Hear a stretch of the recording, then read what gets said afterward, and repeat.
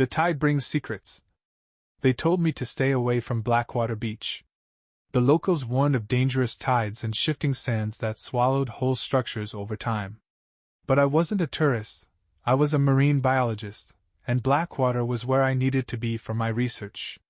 The beach was infamous for its peculiar ecosystem, where sea life thrived unnaturally close to the shore, and the water carried a faint, silvery sheen even on the darkest nights. The first time I set foot on the sand, it clung to my boots like wet tar, leaving behind an oily residue. I brushed it off, chalking it up to some unique microbial property, and focused on setting up my equipment. As I worked, I couldn't shake the feeling of being watched. The beach was deserted, save for a few scattered driftwood logs and the rusted hull of a fishing trawler half buried in the sand. The first day passed without much excitement. I collected water samples, documented a few unusual crabs with translucent shells, and took note of the eerie quiet. There were no gulls, no crashing waves, only the faint sound of water lapping against the shore, almost like whispering. That night, as I camped in a small tent just off the beach, I woke to a strange sound. It wasn't the wind or the waves but a low, rhythmic gurgling, as if the sea itself was alive and breathing. I unzipped the tent and stepped out into the frigid air. The moon cast an unnatural glow on the water, which now appeared almost viscous, like molten silver. The tide had receded much farther than it should have, revealing a vast expanse of dark, wet sand stretching endlessly into the horizon. And then I saw them. Figures, hundreds of them, standing knee-deep in the water, their bodies shadowy and indistinct. At first, I thought they were fishermen, but as my eyes adjusted, I realized they weren't moving. They were perfectly still, their heads tilted slightly upward as if staring at the sky. I blinked, and they were gone. The next morning, I convinced myself it was just my imagination. The isolation and fatigue must have been playing tricks on me. Still, I couldn't shake the unease as I continued my work. That day, I found something unsettling in one of my nets, a perfectly preserved human hand, the skin waterlogged and pale, the fingers curled as if clutching something. When I looked closer, I noticed a thin silver ring on one of the fingers, engraved with strange symbols I couldn't decipher. I should have left then and there, packed up my gear and never looked back. But the scientist in me rationalized it. Perhaps it was debris from a shipwreck, carried ashore by the tide. So I buried the hand in the sand and kept working, ignoring the gnawing dread in my stomach. That night I didn't sleep. I couldn't.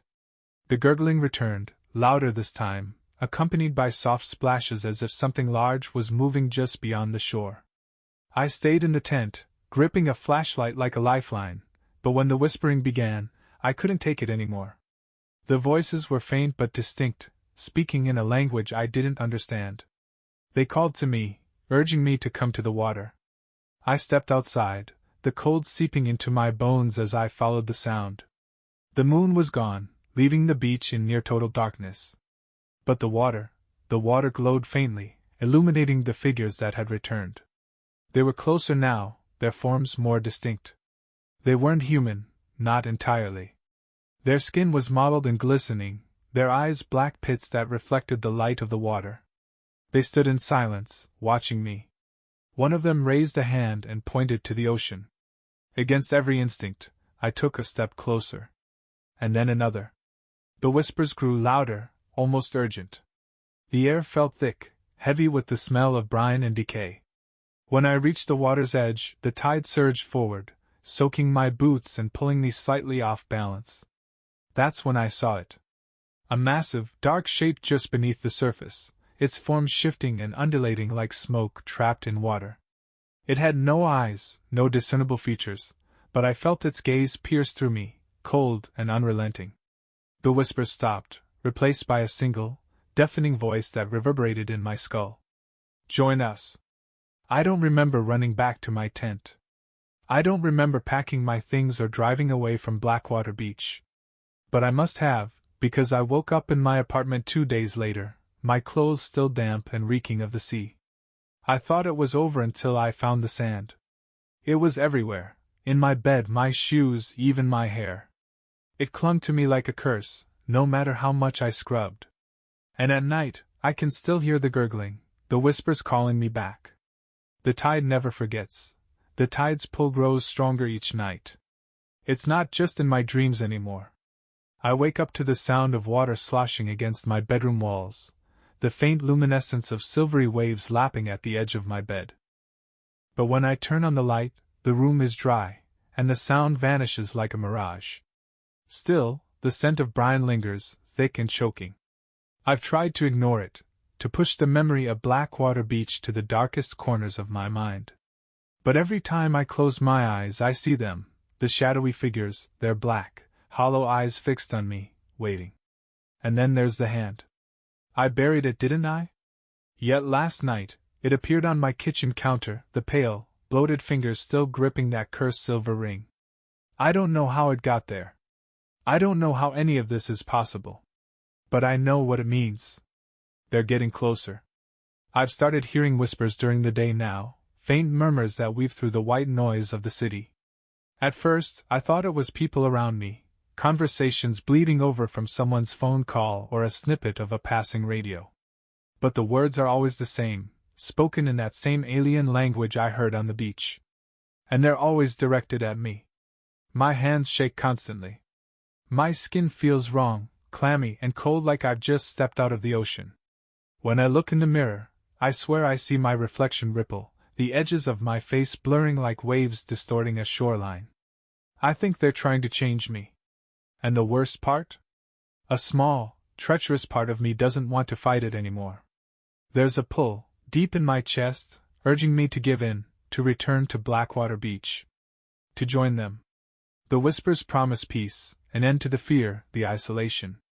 All I have to do is walk into the waves and let the tide take me. But I can't. Not yet. Because now, there's something else. When I touched the silver ring, why did I touch it? I saw something. A vision, maybe, or a warning. I saw the ocean rising, swallowing cities and mountains, drowning the world in its endless, dark embrace. And at the heart of it all, I saw the shape beneath the waves. Waiting. It doesn't just want me. It wants everything. I have to find a way to stop it, to break the curse before it's too late. But the tide is patient, and I'm so tired. The exhaustion is unbearable. Sleep should be my refuge, but it isn't.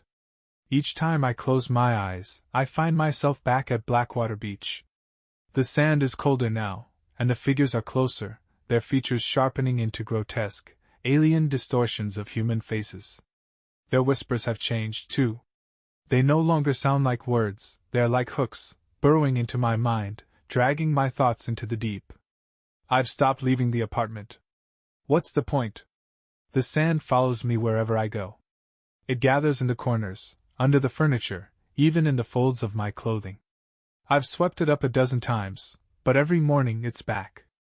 Last night, I found it on my skin, clinging to my arms in streaks like some unholy baptism. And then there's the water. It's in my pipes now.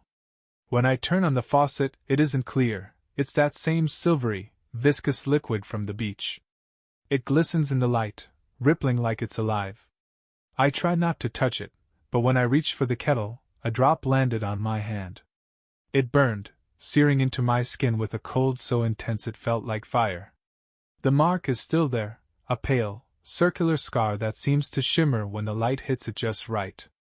It's like the water claimed me, leaving its brand behind. The ring, it's growing heavier. I didn't want to keep it, but when I tried to throw it away, I found it on my nightstand the next morning. I tried flushing it down the toilet, dropping it down a storm drain, even mailing it to a random address across the country. It always comes back. And each time, it looks more polished, the symbols on its surface more vivid. I know what it means. The whispers are louder now. They tell me the time is near, that the tide is rising and I can't escape it. The visions come more frequently, too. They hit me like flashes of lightning, glimpses of a drowning world, cities submerged, and the thing beneath the waves breaking the surface, its massive form blotting out the sun.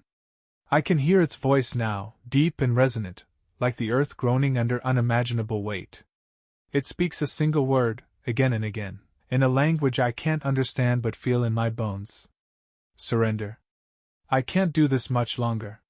My mind feels like it's unspooling, fraying at the edges. I keep the curtains drawn, but I swear I can see shadows moving beyond them, shifting shapes that shouldn't be there. The smell of salt and decay permeates everything, no matter how many candles I light or windows I open. It's inside me, around me, there's no escaping it.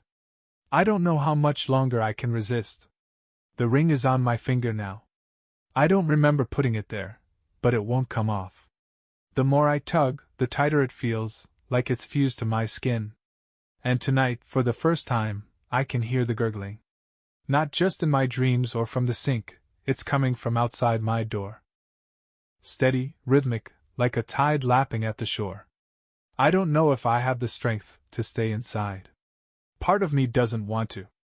Part of me wants to open the door, to let the tide in, to end this constant, suffocating dread. The whispers are calling me by name now. I think I'm going to answer. I don't remember opening the door, but I must have. I woke up on the floor, my face pressed against the gritty, damp wood. The smell of salt was overwhelming, sharp and briny, and the faint gurgling was louder now, closer. When I sat up, the apartment was unrecognizable. Water pooled in the corners of the room, a dark, shimmering liquid that didn't ripple or move, even as I stumbled to my feet. The walls were streaked with something wet and oily, and the sand, God, the sand, it wasn't just scattered anymore. It covered everything in a fine layer, soft and dark, like the surface of Blackwater Beach. I turned toward the doorway. It was open, swinging slightly, though there was no breeze. Beyond it was no hallway, no flickering fluorescent lights or worn carpet. Just darkness, deep and impenetrable, like the mouth of a cave. And in that darkness I saw them.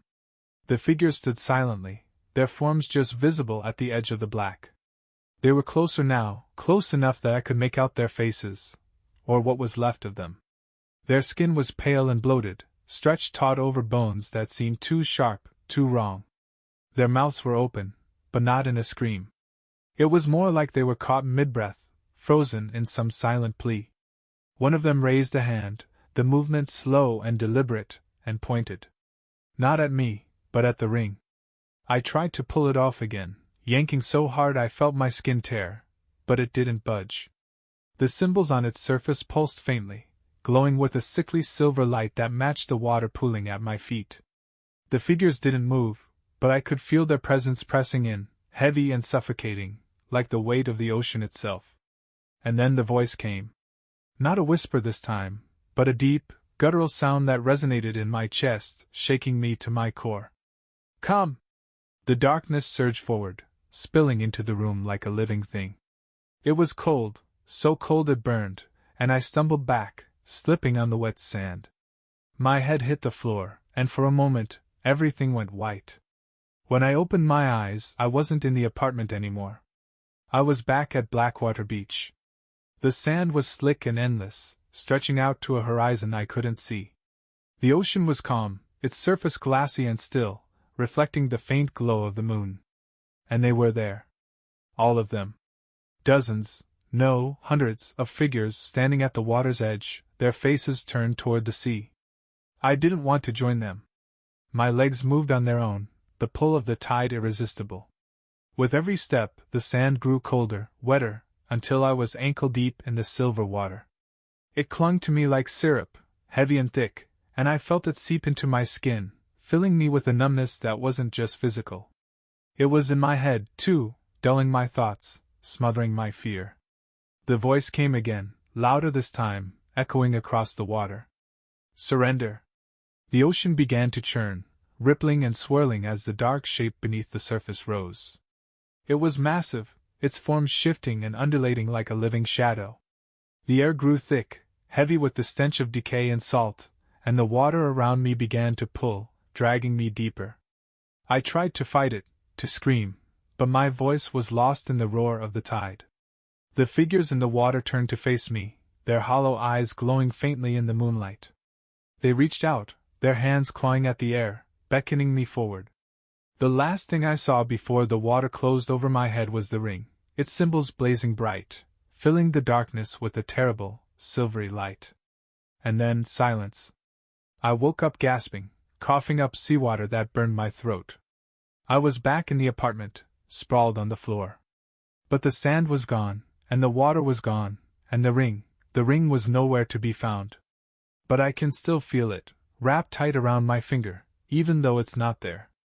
And when I look at my reflection, it ripples like the surface of the sea, shifting and distorting until it's not my face staring back at me.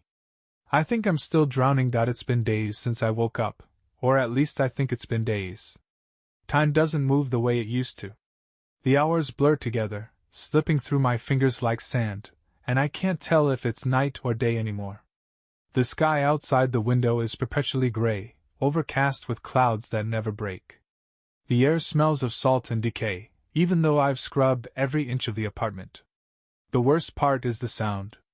The gurgling hasn't stopped, it's everywhere now. It echoes in the pipes, hums through the walls, whispers beneath my bed. It's not water. It's something else. Something alive. Last night, I thought I heard voices in the gurgling, faint and broken, like they were coming from far away. They said my name. Not the voice of strangers, but people I knew, my mother, long gone. My best friend from college. Even my own voice, calling out to me in desperation. They were begging for help, pleading with me to come back to the water. I didn't sleep after that. When I glanced in the mirror this morning, I saw the first real change.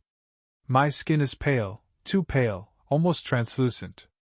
I can see the faint tracery of veins beneath the surface, branching out like roots. My hands feel wrong, too cold and stiff, the way dead things must feel. When I move, there's a faint, wet sound, like I'm full of water sloshing just beneath the surface. I don't think I'm alive anymore.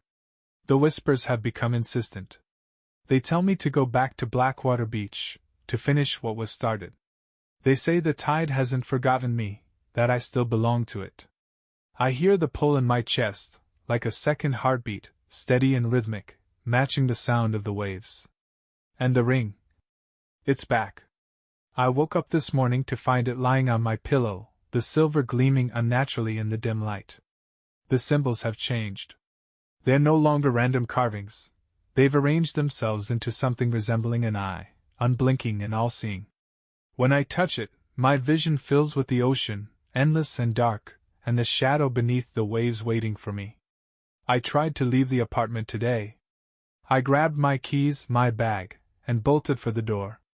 But when I opened it, I wasn't in my building anymore. I was standing on the beach, the sand cold and wet beneath my feet. The ocean stretched out before me, calm and glistening with that silvery sheen. The figures were there again, closer this time, their faces more distinct. They weren't human anymore. Their skin was gray and mottled, their eyes black and empty, their mouths twisted into grotesque smiles. One of them reached out to me, its hand clawed and dripping with seawater, and I felt myself take a step forward before slamming the door shut. When I opened it again, I was back in the apartment. But I know it won't let me stay here forever. The tide is rising. I can feel it in my chest, in my veins, in the sloshing weight of my own body. It's only a matter of time before it takes me. There's no escaping the water. It's already inside me. I woke up on the ceiling today. Not figuratively, literally. I opened my eyes to find myself stuck to the plaster like a fly trapped in amber, staring down at the apartment below. My limbs didn't feel like mine. They were stretched unnaturally long, my fingers twitching against the cold surface of the ceiling. I don't know how I got there. I don't remember climbing. Gravity eventually took hold. I fell hard, landing on the floor in a heap, but the pain didn't register. I sat up, and for the first time, I noticed the apartment wasn't my apartment anymore. The walls were damp and pulsing, the wood warped and blackened as though soaked in salt water for years. The windows were gone, replaced by smooth, seamless surfaces that reflected nothing but darkness. The whispers came again, louder and clearer than before. They weren't just voices now, they were commands. Come home. Come back to the tide. The ring has started to glow, faintly at first, but brighter with each passing hour. It casts long shadows across the walls, shapes that don't belong to me, don't belong to anything human. I tried to pry it off with a knife, a pair of pliers, even a hacksaw I found in the corner of the room. Nothing worked. The ring feels like it's part of me now, fused with my flesh. The eye carved into its surface watches me, unblinking, following my every movement. When I sleep, I don't dream anymore. I drown. The water is always there, cold and endless, dragging me under. I see the figures waiting for me in the depths, their hands outstretched, their mouths moving in silent chants. And beyond them, the thing in the dark looms larger every night. I can't see its full shape, but I know it's massive, ancient, and alive in ways I can't comprehend. I think it's calling me. Today, the apartment flooded. It started in the bathroom, a trickle of silver water pooling at the base of the sink. Within minutes, it was knee-deep, rising faster than I thought possible. I climbed onto the furniture, trying to stay above it, but the water seemed to defy logic. It rose to meet me no matter how high I went. By the time it reached my chest, I could feel it pulling at me, dragging me downward even though there was nothing beneath me but solid floor. And then I saw them. The figures were in the water now, their faces just beneath the surface, their hollow eyes staring up at me. One of them reached out and grabbed my ankle. Its touch was freezing, burning, like ice pressed against my skin, and I screamed as it began to pull me under. I don't know how I escaped. One moment I was submerged, the silver water filling my lungs, and the next, I was lying on the floor, coughing and gasping for air. The water was gone, the apartment dry, but the burn on my ankle remains, a perfect imprint of a hand, black and oozing like tar. I can't run anymore. The tide is everywhere, in every corner of my mind, every beat of my heart. It's no longer just a call, it's a demand. The whispers have stopped. Now there's only one voice, deep and resonant, echoing in the emptiness of the apartment. It's time. I think I'm going to the beach. I don't know how I got here, but I'm back at Blackwater Beach. The last thing I remember is standing in my apartment, staring at the front door as it creaked open on its own. Beyond it, there was nothing but the ocean, vast and endless, spilling into the hallway like it had claimed the world outside. I stepped through before I could stop myself, and now I'm here, standing on the sand, the tide lapping at my feet. The figures are waiting for me. Hundreds of them, their distorted forms silhouetted against the pale glow of the moonless sky. But there's something different this time, something wrong. They're not just standing still. They're kneeling, their heads bowed, their twisted hands pressed into the wet sand in a gesture that feels almost reverent. And then I see it. The water begins to churn, spiraling into a vortex that opens up at the horizon. From its depths, the shadow rises. It's massive, its form shifting and incomprehensible, like a living storm given shape. I can't look directly at it without my vision fracturing, but I can feel it, feel its weight, its hunger, its endless, crushing presence. It speaks, but not in words. The sound is a vibration in my skull, a low, resonant hum that seems to rearrange my thoughts into patterns I can't control. Images flash through my mind, cities crumbling beneath towering waves, the sky turning black, and the earth breaking apart as the sea claims everything. And then I hear it, clear and undeniable, a single command carved into the very fabric of my being. Take your place. I look down at the ring. The symbols are burning now, glowing so brightly I can feel the heat searing into my skin. The eye on its surface is no longer just a carving, it's alive, blinking slowly, watching me with a gaze that feels ancient and infinite. I try to pull it off one last time, but my fingers won't obey. They tighten instead, gripping my hand like a vice, forcing the ring deeper into my flesh. And then I understand. I was never meant to fight it. This was always going to happen. The ring didn't choose me to be a victim, it chose me to be something else. Something worse. The figures begin to chant, their voices rising in a guttural, rhythmic song that shakes the ground beneath me. The shadow in the water looms closer, its form towering above the beach now, blotting out the stars. The pull in my chest becomes unbearable, dragging me forward until I'm waist deep in the freezing, viscous tide. The voice returns, deafening and final. Rise. I feel my body change. My skin hardens, darkens, becoming mottled and slick like the surface of the water. My bones shift, stretching and twisting into something unrecognizable.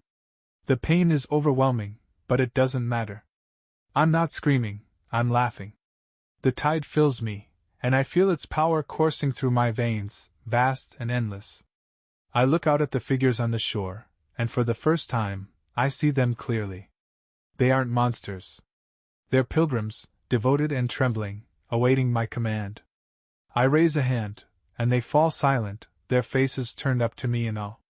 The shadow speaks again, and this time, I understand. The words are mine now, etched into the core of my existence. The tide doesn't just take, it gives. It creates. I am no longer a man. I am part of the ocean, part of the endless, churning dark. I have become the harbinger of the flood, the first wave of a storm that will swallow the world. The figures kneel before me, and I raise my voice, deep and resonant, echoing across the endless sea. Bring them to the water. And the tide begins to rise.